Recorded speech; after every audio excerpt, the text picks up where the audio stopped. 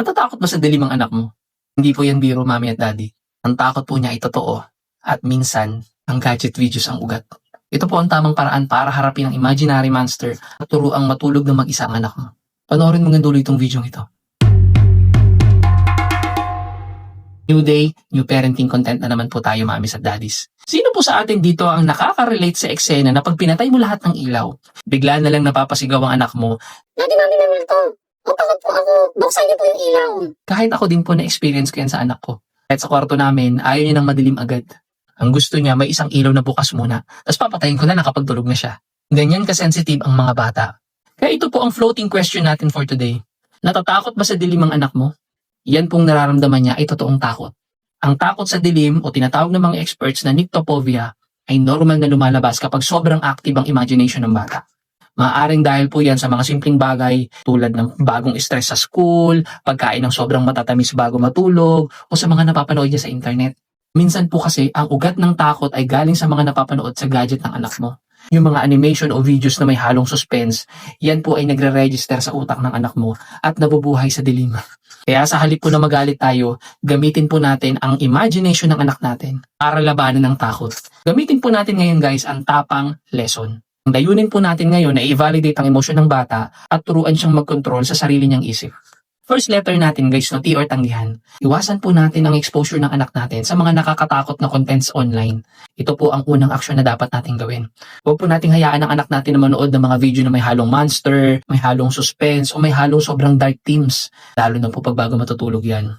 Ang pag-filter po natin sa panonood ng anak natin, yan po ang maitutulong natin sa kanya at yan po ang makakatulong sa kanya na mawala ang takot niya sa gabi. Second letter natin, no, A or acknowledge. I-acknowledge natin ang takot at i-validate natin ang emosyon ng anak natin. Huwag po nating sabihin, wala yan. Sabihin po natin, alam ko natatakot ka sa dilim na at normal lang yan. Nandito naman si daddy at mommy, safe ka.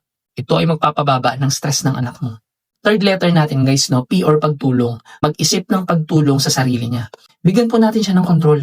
Maglagay tayo ng favorite superhero stop toy ng anak mo na kunyari guard niya bago siya matulog. Ilagay mo sa gilid niya. Gumawa po tayo ng simpleng ritual bago matulog ang anak natin tulad ng pag-check natin sa ilalim ng kama niya para i-prove na walang multo.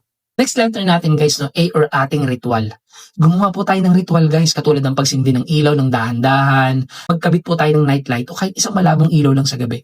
Pero kung katulad kayo ng anak ko, mas komportable talaga maglagay tayo ng isang ilaw na bukas. Okay lang yan. Hayaan mo makatulog muna yung anak mo bago mapatayin yung ilaw.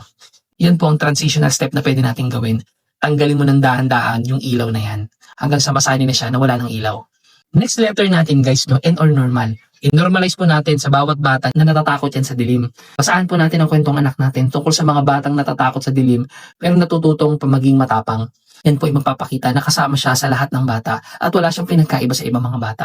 Last letter natin guys, no, G or gantimpala. Bigyan po natin ng reward ang pagiging matapang ng anak natin. Kapag nagising siya pero nagbalik ulit ng tulog sa sarili niyang kama, purihin natin siya pagdating ng umaga. I-reinforce po natin ang pagiging matapang ng anak natin.